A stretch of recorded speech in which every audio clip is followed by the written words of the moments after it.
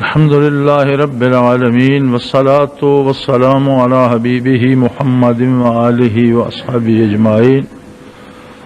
اعوذ باللہ من الشیطان الرجیم بسم اللہ الرحمن الرحیم. ایک سوال آج کی ڈاک میں تھا. سوال یہ تھا کہ آدم علیہ نبینا علیہ الصلوۃ والسلام کو پیدا فرما کر جنت میں رکھا گیا اور پھر انہیں ایک دانے گندم پر جنت سے نکالا گیا اور پھر انہیں توبہ کرنے اور توبہ کی قبولیت پر جنت کا لالچ دیا گیا. کم و بیش عبارت اسی طرح کی تھی. شاید کوئی لفظ مجھ سے آگے پیچھے ہو گیا. تو سائل چاہتا تھا کہ میں یہ سمجھنا چاہتا ہوں کہ اصل معاملہ سارا کیا ہے. سائل کو تو میں نے مختصر سا جواب دیا چونکہ خط میں اتنی گنجائش اور وقت بھی اتنا ہی ہوتا ہے، لیکن سوال دلچسپ ہے. میرے خیال میں شاید اکثر لوگوں کے ذہن میں یہی بات اسی طرح ذہن نشین کرائی گئی ہے، حالانکہ یہ سارا تصور سراسر غلط ہے. حضرت آدم علیہ السلام کو پیدا ہی زمین کے لیے فرمایا گیا تھا اور ان کی تخلیق سے پہلے رب کریم نے جب فرشتوں کو اطلاع فرمائی تو فرمایا انی جاعل فی الارض خلیفہ، میں زمین میں اپنا ایک خلیفہ پیدا کرنا چاہتا ہوں. تخلیق سے پہلے طے تھا کہ حضرت آدم علیہ نبینا علیہ الصلوۃ والسلام زمین پر رہیں گے. اللہ قادر مطلق ہے اور اس کا علم کامل و مکمل ہے، اکمل ہے. اس کے لیے ماضی حال مستقبل نہیں، وہ سب جانتا ہے. جو ہو چکا ہے وہ بھی اس کے سامنے حاضر اور موجود ہے، جو ہونے والا ہے وہ بھی اس کے سامنے حاضر و موجود ہے. اللہ کا علم حضوری ہے، ہماری طرح گزشتہ، ماضی یا مستقبل مخلوق کی طرح خالق کے لیے نہیں ہے. زمانے بھی اس کی مخلوق ہیں اور ہمہ وقت اس کے سامنے حاضر ہیں. اس کا علم حضوری ہے. وہ جانتا تھا کہ میں آدم علیہ السلام کو پیدا کروں گا. وہ یہ جانتا تھا کہ شیطان اس پر گمراہ ہوگا. وہ یہ جانتا تھا کہ شیطان کا اور آدم علیہ السلام کا اور اولاد آدم کا مقابلہ رہے گا. اور وہ یہ بھی جانتا ہے کہ کون شیطان کی مانے گا اور کون رحمان کی مانے گا. جانتا ہے کہ کون جنت میں جائے گا اور کون دوزخ میں جائے گا. اس کا علم مکمل ہے. لیکن اس کا نظام کائنات ایسا ہے کہ اس نے دنیا کو اسباب سے وابستہ کر دیا، اگرچہ اسباب بھی اس کی مخلوق ہیں اور وہ خود پیدا فرماتا ہے.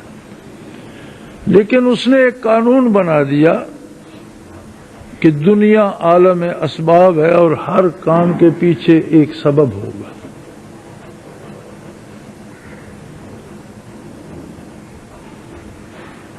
حضرت آدم علیہ نبینا علیہ الصلوۃ والسلام کو اگر جنت میں رکھا گیا تو شاید زندگی کرنے کی تربیت دینا مقصود ہوگا. چونکہ جنت میں تو شب و روز نہیں ہے، سورج چاند ستارے نہیں ہیں، وقت کا عروج و زوال نہیں ہے، موسموں میں تغیر و تبدل نہیں ہے، جبکہ دنیا میں یہ ساری چیزیں ہیں. جنت میں کھانا کسی بھوک کے لیے نہیں، لذت کے لیے ہے. سونا نیند کی مجبوری سے نہیں بلکہ نیند میں بھی ایک لذت ہے. جنت کا ہر فعل اپنی الگ لذت رکھتا ہے. اور پہلے ایک بات سمجھ لیجئے کہ یہ تصور کہ جنت کا لالچ دیا گیا یہ باطل ہے. اس لیے کہ جنت ذاتی طور پر کوئی ایسی چیز نہیں جس کے لیے بندہ مجاہدہ کرے. جنت ایک رہائش گاہ ہے، جس طرح یہ دنیا ایک رہائش گاہ ہے اس طرح ایک رہائش گاہ جنت بھی ہے، لیکن دنیا ہر ایک کے لیے رہائش گاہ ہے اور جنت صرف ان لوگوں کے لیے رہائش گاہ ہے جو دنیاوی زندگی میں اللہ کی اطاعت کریں گے۔ مقصد قرب الہی ہے، مقصد رضا الہی ہے، مقصد رب العالمین سے تعلق ہے۔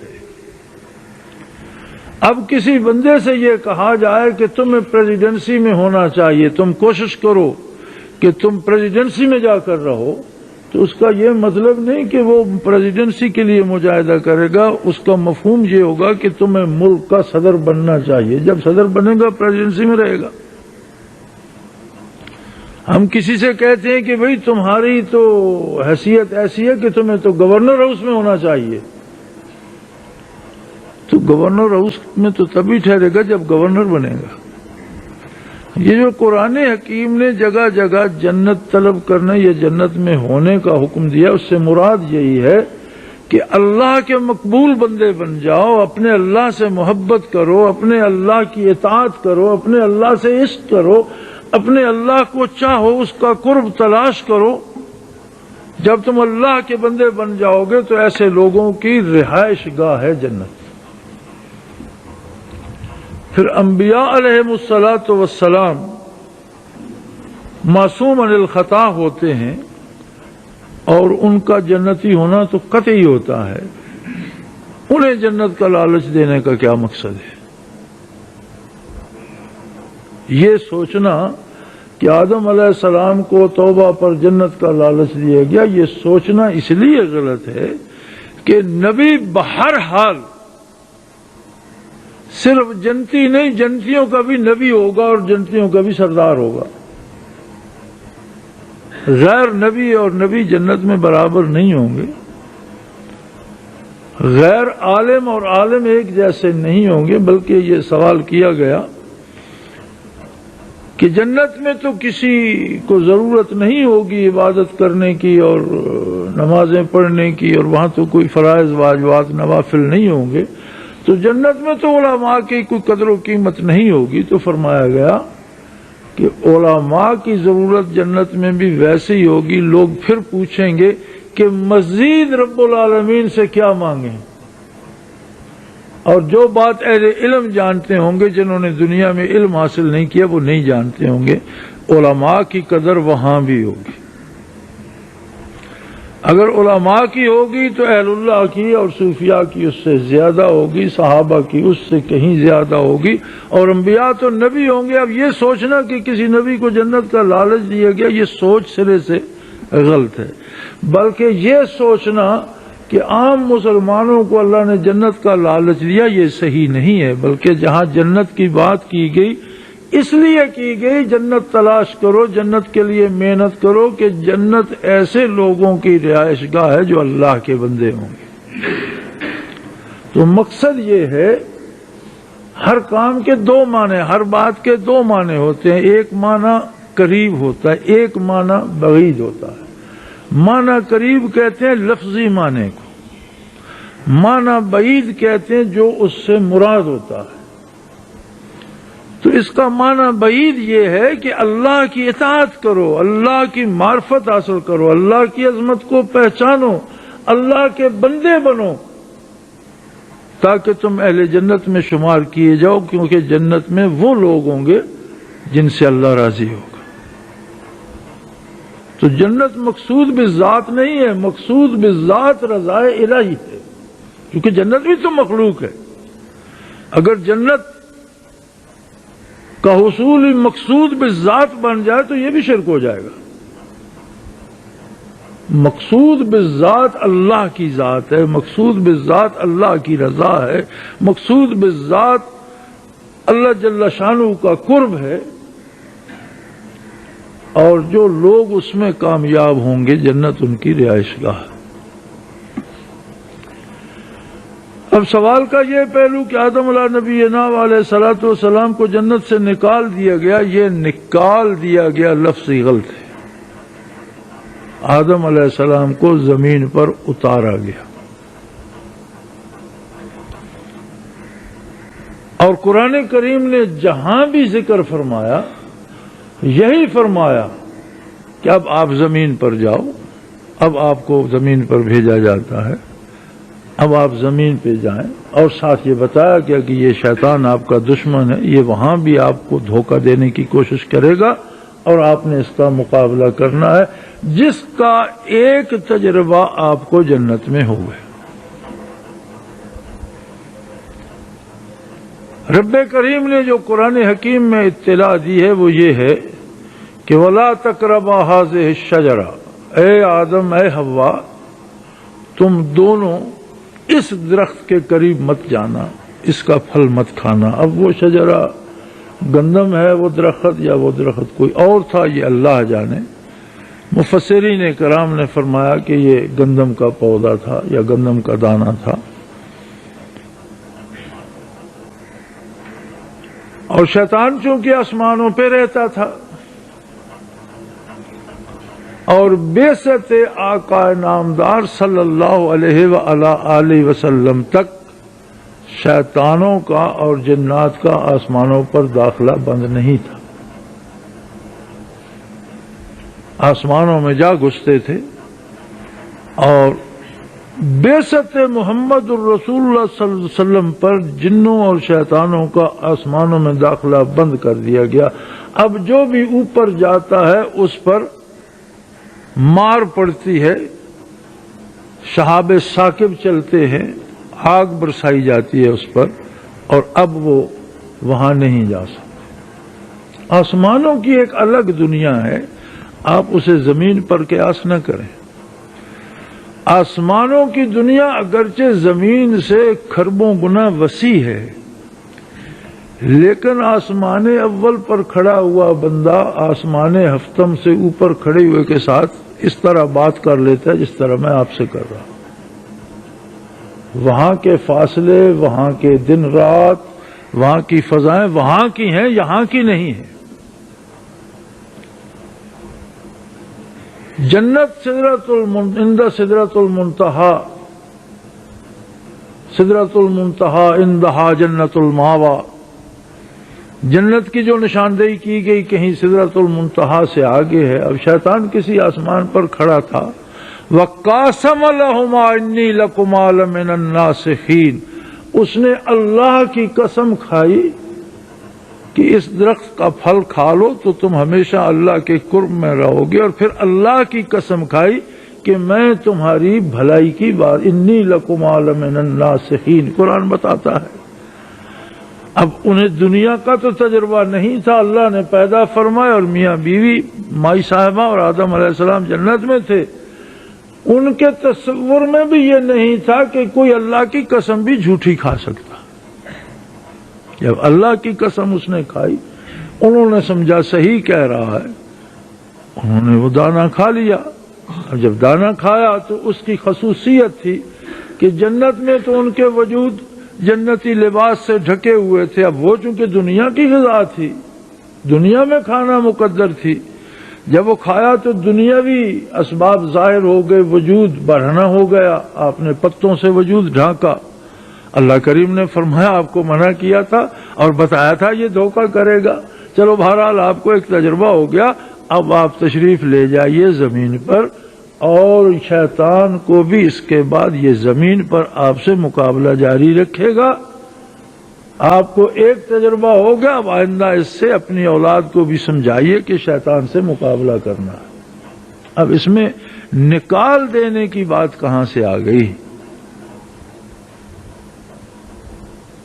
میرے خیال میں ہمارے ہاں شاعری میں ایک روش بڑے قدیم سے چلی آ رہی ہے۔ عموماً ہمارے شعراء حضرات عجیب طرح کے لوگ ہوتے ہیں، کیونکہ اگرچہ ان میں بہت اچھے لوگ بھی ہیں، علامہ اقبال جیسے لوگ بھی ہیں جنہوں نے قرآن و حدیث کی ساری تفسیر شاعری کی، اور مولانا حالی جیسے لوگ بھی ہیں، اور اکبر الآبادی جیسے لوگ بھی ہیں، بہت اچھے لوگ بھی ہیں، لیکن اکثریت اس طرح کی ہوتی ہے، اور دین پر جب وہ طنز کرتے ہیں یا اللہ کے نیک بندوں پہ جب کسی شعر میں طنز کرتے ہیں تو اس پہ بڑی واہ واہ ہوتی ہے۔ تو یہ تنزیہ شعر کہا غالب نے، نکلنا خلد سے آدم کا سنتے آئے ہیں لیکن، نکلنا خلد سے آدم کا سنتے آئے ہیں لیکن، بہت بے آبرو ہو کر تیرے کوچے سے ہم نکلے. یعنی اس کے خیال کے مطابق بڑا بے آبرو کر کے آدم علیہ السلام کو جنت سے نکال دیا گیا. تو وہ کہتا ہے اپنے محبوب سے کہ مجھے تو تمہارے کوچے سے اتنا بے آبرو کیا گیا کہ اتنا آدم علیہ السلام کو نہیں کیا گیا تھا، ان سے زیادہ بے آبرو مجھے. ایک تصور دے دیا کہ آدم علیہ السلام کو بے آبرو کر کے جنت سے نکال دیا گیا تھا، جو تصور ہی باطل ہے، غلط ہے.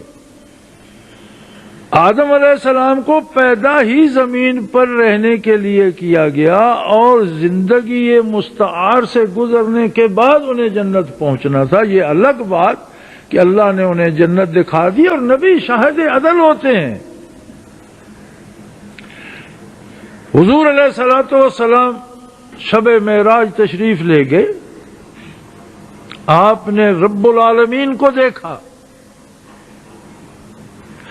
اب جو حضرات فرماتے ہیں کہ دنیاوی زندگی میں جمال الہی کو اور ذات الہی کو دیکھنا محال ہے، وہ اس امر پر غور نہیں فرماتے کہ حضور علیہ الصلوۃ والسلام نے اس زمین پر کھڑے ہو کر نہیں دیکھا. یہ دنیاوی زندگی کی بات نہیں ہے، یہ اس عالم کی بات ہے جس سے نہ میں واقف ہوں، نہ آپ واقف ہو، نہ علماء واقف. کون جانتا ہے کہ شب معراج حضور اکرم صلی اللہ علیہ وسلم کی منزل کہاں تھی؟ کون جانتا ہے؟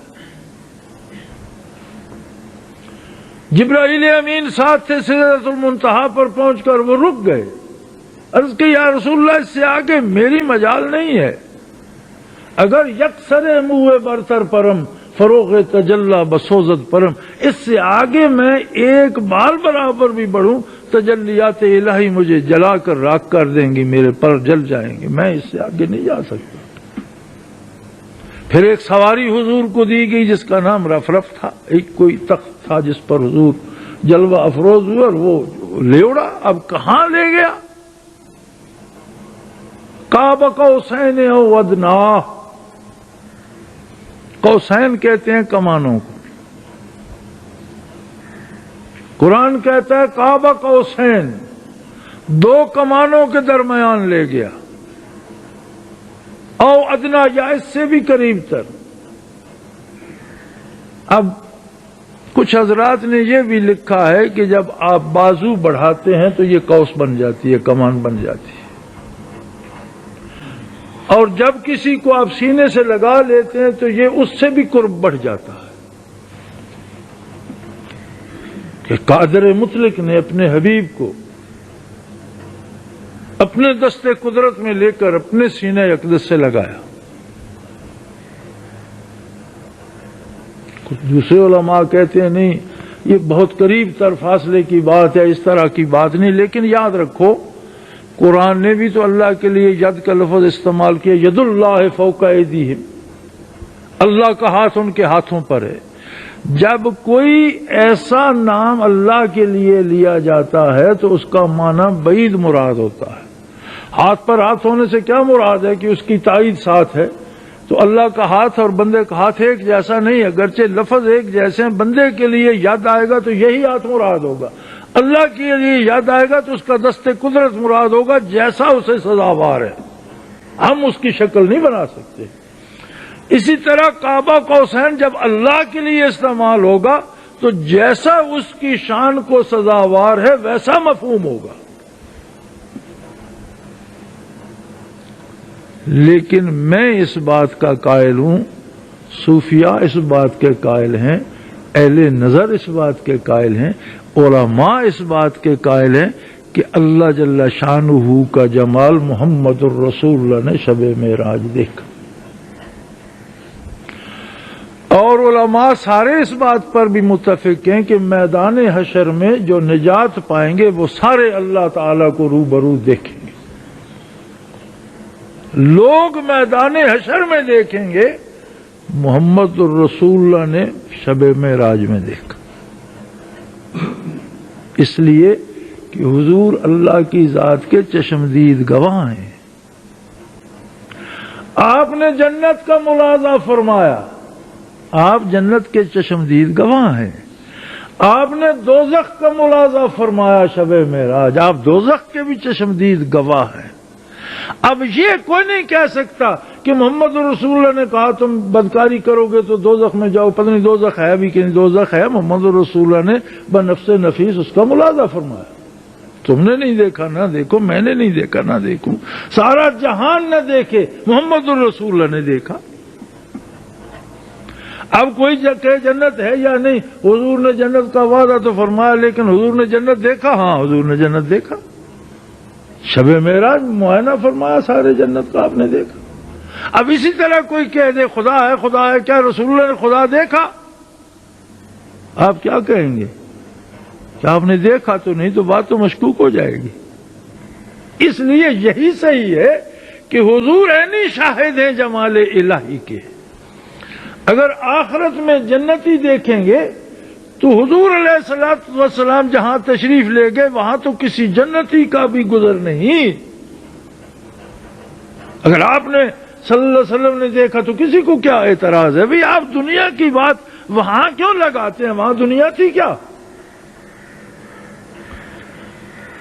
جس کا وجود عالی اتنا پاک ہے، اتنا لطیف ہے کہ جہاں جبرائیل امین نہیں جا سکتا، جو سارے فرشتوں کا سردار ہے، وہاں محمد الرسول اللہ کا جسد عالی جا سکتا ہے، وجود پاک جا سکتا ہے۔ وہ بھی آدم علیہ السلام کی اولاد ہے، حضور صلی اللہ علیہ وسلم بشر ہیں، لیکن ان جیسا کوئی دوسرا بشر نہیں۔ حضور علیہ السلام انسان ہیں، ان جیسا کوئی دوسرا انسان نہیں، ان جیسا تو کوئی نوری فرشتہ نہیں، ان کی جوتیوں کے صدقے جائیں نوری فرشتے۔ اور بشریت کا کمال یہی ہے کہ بشر ہی نبی اور رسول ہے، بشریت کو یہ اعزاز بخشا ہے رب العالمین نے۔ اور وہ بشر ہیں کہ فرشتوں کا سردار ہے، مطاع ثم امین۔ جبرائیل امین تمام فرشتوں کے سردار ہیں، مطاع ہیں، سب ان کی اطاعت کرتے ہیں۔ سدرۃ المنتہا پر جا کر کھڑے ہو گئے، یا رسول اللہ میرا نوری وجود میرے نوری پر اس سے آگے کی تاب نہیں رکھتے۔ آپ تشریف لے گئے، جہاں تک رب نے چاہا لے گئے۔ ارے یہی وجود اطہر تھا نا، جسے آپ خاکی وجود کہتے ہیں، وہی وجود تھا نا محمد الرسول۔ لیکن کتنی لطیف خاک تھی یار، خاک کا عنصر بھی کتنا لطیف تھا کہ تجلیات باری کی برداشت کی سکت تھی اس میں۔ جس کے وجود کی خاک پاک اتنی لطیف تھی، اس کی نگاہ کریم کتنی لطیف ہوگی۔ وہ تیرا میرا عام وجود ہے، اس میں بھی ہماری آنکھ کتنی نازک، کتنی شفاف، کتنی لطیف اور کتنی وسیع ہے کہ ہم اس طرح کر کے صرف آنکھ کھولتے ہیں تو آسمان پر نظر پہنچ جاتی ہے۔ اگر میری تیری آنکھ ایسی ہے تو محمد الرسول اللہ کی چشم مبارک کیسی ہوگی؟ اور ہم زمین پر کھڑے ہو کر سورج کو دیکھ رہے ہیں، چاند کو دیکھ رہے ہیں، وہ عرش بری سے بھی کہیں آگے تشریف لے گئے، وہاں جا کر کیا دیکھا یہ وہ جانے اور وہ جانے۔ لیکن میرا یہ ایمان ہے کہ حضور نے رب العالمین کو بنفس نفیس اپنی چشم مبارک سے دیکھا۔ جب اس عالم میں یا عالم آخرت میں جائیں گے تو ہر جنتی دیکھے گا، تو حضور تو جنتوں سے بالا تر تشریف لے گئے، جنتی جنت میں جانے سے پہلے اللہ کو دیکھ لیں گے، میدان حشر میں دیکھ لیں گے۔ تو حضور نے تو واپسی پہ جنتوں کا ملاحظہ فرمایا، وہاں دیکھا تو پھر کسی کو کیا اعتراض ہے؟ اور کسی میں نہیں حوصلہ تو نہ مانے، ہماری تو مجبوری ہے ماننا کہ کوئی تو چشمدید گواہ ہو اللہ کی ذات کا، کوئی تو چشمدید گواہ ہو جنت کا، کوئی تو چشمدید گواہ ہو دوزخ کا۔ تو انبیاء کا تو مقام ہی الگ ہوتا ہے، انبیاء کو جنت کا لالچ دینا یا جنت سے نکالنا، یہ دونوں باتیں سرے سے سوچنا ہی غلط ہے۔ آدم علیہ نبینا و علیہ الصلوۃ والسلام کو پیدا ہی زمین پر رہنے اور زمین سے واپس آ کر جنت میں جانے کے لیے کیا گیا. یہ الگ بات کہ انہیں جنت میں رکھا گیا کہ کل ان کی اولاد یہ نہ کہے کہ بابا جی بتاتے تو ہو جنت ہے پتہ نہیں ہے بھی کہ نہیں آپ نے دیکھی. وہ فرمائے میں تو وہاں رہا ہوں بھائی, دیکھی نہیں رہا ہوں وہاں پر, وہاں اللہ کے جلوے دیکھے ہیں, وہاں کی نعمتیں دیکھی ہیں, وہاں کے مکانوں میں رہا ہوں, وہاں کا لباس استعمال کیا ہے. بھئی میں تو وہاں رہا ہوں اور واپس وہیں جا رہا ہوں. تم نے بھی اگر آنا ہے تو اللہ کی اطاعت کرو, نافرمانی کرو گے تو نہیں آ سکو. تو جنت میں رکھنے سے مراد یہ تھا کہ وہ جنت کے چشمدید گواہ ہوں. اب جو جنت میں رہتا ہے اس سے دوزخ بھی اوجل نہیں ہوتی. قرآن کریم بتاتا ہے کہ کچھ لوگ جنت میں چلے جائیں گے, ان کے ہم اثر کچھ دوزخ میں چلے جائیں گے, تو کبھی جنتی مل کر کھڑے ہو کر جھانکیں گے دوزخ کی طرف, تو انہیں نظر آئے گا ایک دوسرے اوے فلاں آدمی جو ہمارا جسے ہم روکتے تھے برائی نہ کر, وہ دیکھ وہ دوزخ میں پڑا ہے. پھر اسے بلا کر کہیں گے کہ کیا اللہ کا وعدہ سچ نہیں تھا, تجھے منع نہیں کرتے تھے ہم؟ وہ دوزخ سے جواب دے گا کہ ہاں اللہ کا وعدہ سچ تھا, تم ٹھیک کہتے تھے, میں نے غلط کیا. اب جو ہونا تھا ہو گیا, تم جنت میں موج کر رہے ہو, میں دوزخ میں جل رہا ہوں. ان افیدوا علینا من الماء, قرآن بتاتا ہے کہ دوزخی کہیں گے یار کوئی گھونٹ پانی ہی کا وہاں سے ادھر پھینک دو. اوپر سے کھڑے ہو کر اب باتیں کرنے کا کیا فائدہ, ہم جو جل رہے ہیں, پیاس سے مر رہے ہیں, آگ میں بھن رہے ہیں, تو چند قطرے ان افیدوا علینا من الماء, کوئی ایک بک بھر پانی ہماری طرف بھی پھینک دو.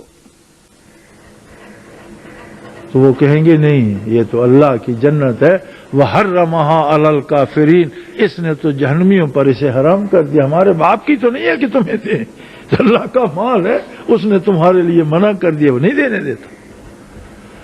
تو اگر عام جنتی اور دوزخی ایک دوسرے سے بات بھی کریں گے, جنتی جنت سے دوزخ کو دیکھ سکیں, دوزخی دوزخ سے جنت کو دیکھ سکیں گے, تو آدم علیہ السلام جب جنت میں مقیم رہے تو آپ نے دوزخ بھی دیکھ لیا ہوگا. انبیاء کو شاہد بنایا جاتا ہے کہ جب یہ دنیا میں اللہ کی دین کی بات کریں تو سنی سنائی نہ کریں. جنت کی بات کریں تو سنی سنائی نہ کریں, دوزخ کی بات کریں تو یہ لوگ یہ نہ کہیں جو عظمت الہی سے جو مومن ہے وہ تو کہے گا کہ اللہ کا نبی ہے, وہی بات کہہ رہا ہے جو اسے اللہ نے بتائی ہے. لیکن کافر اس کو مانے گا جو اللہ کو ہی نہیں مانتا. کافر تو یہ سوال کرے گا, جنت جنت کر رہے, آپ نے جنت دیکھی ہے؟ دوزخ سے ہمیں ڈرا رہے ہو, آپ نے دوزخ دیکھا ہے؟ دوزخ ہے کہیں؟ تو نبی تو جنت کا بھی ملاحظہ فرما لیتا ہے, دوزخ بھی اس پر کھول دیا جاتا ہے. ابراہیم علیہ السلام کی بات قرآن کریم میں موجود ہے, وَكَذَلِكَ نُرِي إِبْرَاهِيمَ مَلْكُوتَ السَّمَاوَاتِ وَالْأَرْضِ, ہم نے زمین و آسمانوں کی ساری خدائی کھول کر ابراہیم کے سامنے رکھ دی, انہیں دکھا دیا. یہ دوزخ ہے, یہ جنت ہے, یہ قرب ہے, یہ بود ہے, یہ عذاب ہے, یہ ثواب ہے, یہاں بارش برستی ہے, یہاں بادل بنتے ہیں, یہاں یہ نظام ہے, یہاں لو محفوظ ہے, فلاں نظام ہے, یہ ہے وہ ہے. نُرِي إِبْرَاهِيمَ مَلَكُوتَ السَّمَاوَاتِ وَالْأَرْضِ, زمین و آسمانوں کی سلطنتیں کھول کر ابراہیم کو دکھا دی, اس کی اپنی مرضی. تو آدم علیہ نبینا علیہ الصلوۃ والسلام کو جنت سے نکالا نہیں گیا, زمین پر اتارا گیا. پھر وہ توبہ کیوں کرتے رہے, روتے کیوں رہے؟ یہ بات ہر کسی کی سمجھ میں نہیں آتی. کیا کہیں کسی کتاب میں ملتا ہے کہ ان سے نبوت چھن گئی تھی؟ کسی نے آج تک کہا ہے کہ ان سے نبوت چھین لی گئی تھی؟ ہرگز نہیں. تو نبی سے نبوت چھینی ہی نہیں جاتی. نبوت وہ بھی ہوتی ہے, اور وہ بھی وہ چیز ہوتی ہے جو اگلے کی ملکیت بنا دی جائے, اس سے جدا نہ ہو. ہبہ جو ہوتا ہے موہوب لہو کی ملکیت بن جاتا ہے. آپ زمین ہبہ کرتے ہیں, کسی کو دیتے ہیں, پھر واپس لے لیتے ہیں؟ نہیں لے سکتے, اس کی ملکیت بن جاتی ہے. نبوت وابی ہوتی ہے، صفت بن جاتی ہے نبی کی، اس سے جدا نہیں ہوتی. اور ولایت کسبی ہوتی ہے، محنت کر کے بندہ ولی بنتا ہے، اگر غلطی کرے تو ولایت چھن جاتی ہے، نبوت چھنتی نہیں. تو پھر نکالا گیا کہ کیا مطلب ہوا؟ وہ تو اللہ کے نبی تھے، زمین پر بھی آئے. روتے کیوں تھے؟ یہ جاننے کے لیے آپ کو محبت کرنی پڑے گی، اللہ سے عشق کرنا پڑے گا. اگر آپ کو بھی کسی چیز سے محبت ہے تو سمجھ آ جائے گی. اور پھر جس کو اللہ سے عشق ہو اور اس میں ذرا سا بال بھی آ جائے، اسے ذرا سا اندیشہ بھی ہو کہ میری یہ بات میرے محبوب کو اچھی نہیں لگی، روئے گا نہیں تو کیا کرے گا؟ آدم علیہ نبینا علیہ الصلوۃ والسلام اگر روتے تھے تو عشق الہی میں روتے تھے. آدم علیہ السلام میری اور آپ کی طرح کوئی ڈاکہ کر کے نہیں روتے تھے کہ میں نے ڈاکہ کر لیا، غلطی کی. ہم تو ڈاکہ کر کے فخر کرتے ہیں کہ میں نے اتنے ڈاکے مارے، میرا کسی نے کیا بگاڑ، میں نے اتنے قتل کر دیے، میرا کسی نے کیا بگاڑ لیا. جہاں عشق ہوتا ہے، جہاں محبت ہوتی ہے، وہاں ایک بال بھی آ جائے تو دکھ دیتا ہے. اگر روتے تھے تو عشق الہی میں روتے تھے، اگر روتے تھے تو اس بات پر روتے تھے کہ اللہ ناراض نہیں ہوا، اللہ نے مجھ سے نبوت نہیں واپس لی، اللہ کا مجھ پر وہی انعام ہے، لیکن میں نے جس سے اللہ نے روکا تھا وہ کھایا کیوں؟ 300 سال روتے رہے، ایک دن، ایک گھنٹہ، ایک پیر نہیں، 300 سال روتے رہے. جب جنت سے اتارا گیا تو مائی صاحبہ میدان عرفات میں اتری. اسے عرفات کہتی اسی لیے جس پہاڑی پر وہ اونچا سا مینار بنا ہوا ہے. مائی صاحبہ نے وہاں جھوپڑی سی ڈال لی، رہنا شروع کر دیا. اور آدم علیہ نبینا علیہ الصلوۃ والسلام وہ جزائر لنکا میں اترے. چلتے چلتے چلتے اللہ کو یاد کرتے، آنسو بہاتے، دکھ اور حزن اٹھاتے، لنکا سے چل کے ہندوستان سے گزرتے ہوئے وہ جا پہنچے عرب شریف میں. اور میدان عرفات میں پہنچے تو مائی صاحبہ سے ملاقات ہو گئی، اور اس میں 300 سال لگے اور 300 سال روتے رہے.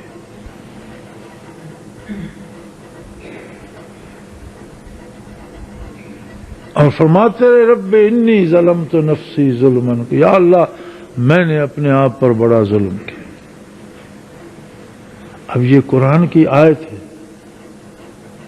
اس سے اس میں فاعل بنا کر کوئی نبی کو ظالم کہے تو کہنے والا کافر ہو جائے. آدم علیہ السلام نبی ہیں، خود کہہ رہے رب انی ظلمت نفسی ظلما کثیرا، اے اللہ میں نے اپنی ذات پر بہت بڑا ظلم کیا.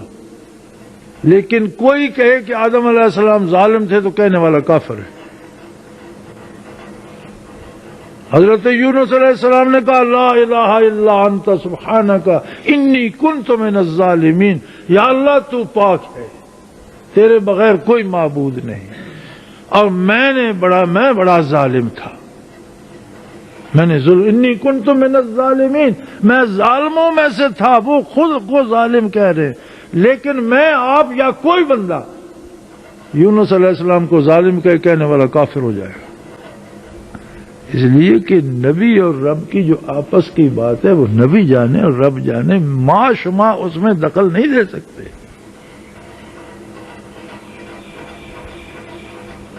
نبی ہے، اس کا رسول ہے، اس کا حبیب ہے، اس کا بنی آدم میں سے قریب ترین آدمی ہے جس پر اس نے اپنی نبوت جسے عطا کی. اب کوئی معاشمہ اٹھ کر بات کرنے لگ جائے، بھائی نبی کی اور رب کی اپنی بات ہے، نبی جانے نبی کا رب جانے. تم یہ کہاں کا تصور ہے کہ آدم علیہ السلام کو نکال نہیں دیا گیا، اتارا گیا زمین پر. تجربہ ہو گیا کہ زمین پر پھر یہ شیطان قسمیں کھائے تو اس پر اعتبار مت کیجیے گا، یہ بہت بدماش ہے. فرشتوں کا معلم بھی بنا دیا اللہ نے اور آسمانوں پر بھی پہنچنے کی اجازت دے دی، لیکن جب کافر ہوا تو فرمایا قرآن میں کان من الکافرین، یہ تھا ہی کافروں میں، یہ کافر ہی تھا، مسلمان تھا ہی نہیں، ظاہر اب ہوا ہے۔ اللہ کے علم میں تو شروع سے کہا، اللہ کو پتا تھا کہ اس نے آخر ایک دن کافر ہونا ہے، لیکن نتائج مرتب فرماتا رہا، وہ نیکی کرتا رہا، اس پر نتائج مرتب کرتا رہا۔ جب اس کی اپنے کرتوتوں سے اس کا اندر کھلا تو اس پر کفر آ گیا۔ خدا نے زبردستی مسلط نہیں کیا، لیکن یہ بتا دیا کانا میں، کانا تو ماضی کے لیے استعمال ہوتا ہے، یہاں ترجمہ یہ کرتے ہیں ہو گیا کافروں میں سے، کانا تو ماضی کا صیغہ ہے، تھا ہی کافروں میں سے، کیوں نہیں ترجمہ کرتے؟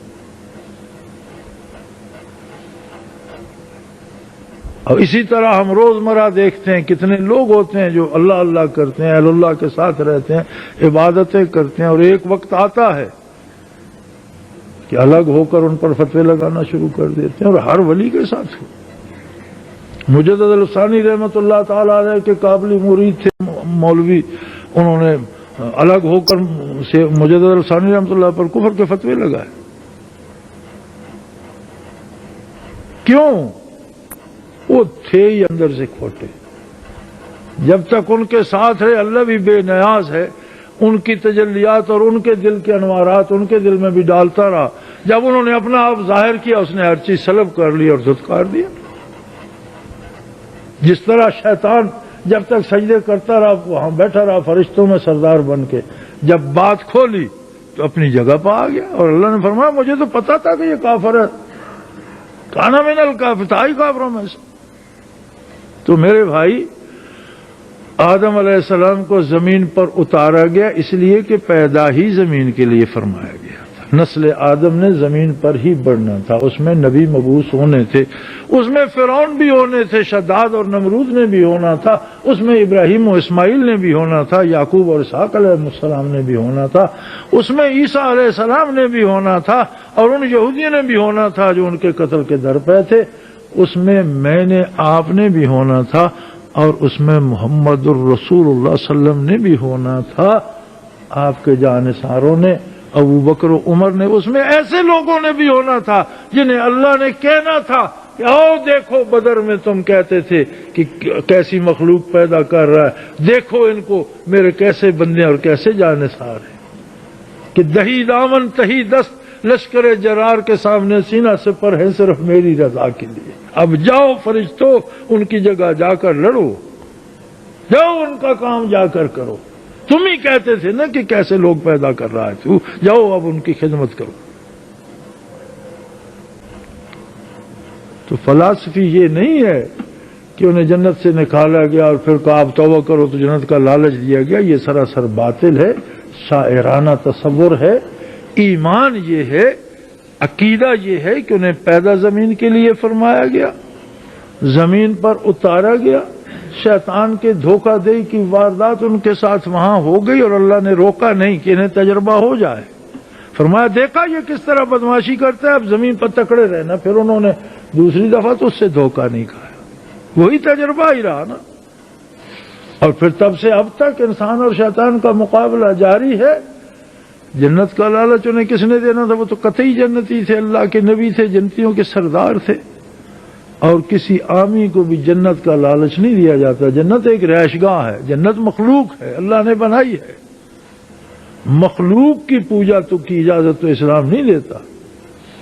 اللہ کی رضا کے لیے ہر بندہ محنت کرتا ہے، اور جو اللہ کا بندہ ہوگا جنت اس کی رہائش گاہ ہوگی۔ میرے خیال میں سوال والے بھائی کو بھی سمجھ جانا چاہیے، اور اگر یہی سوال عام دوستوں کے دلوں میں ہو تو انہیں بھی سمجھ جانا چاہیے کہ ایسی بات نہیں ہے، حقیقت یہ ہے۔ اور ان باریکیوں کی سمجھ تب آتی ہے جب دل میں عشق جلوہ گر ہو، عشق محمد، عشق الہی، طلب الہی، وصال الہی کی آرزو ہو، اور اس میں کوئی چھوٹی سی دراڑ بھی آ جائے تو دل پہ کتنی چوٹ لگتی ہے۔ پھر سمجھ آتی ہے کہ آدم علیہ السلام کیوں روتے تھے، اور بغیر محبت کی سمجھ نہیں آتی۔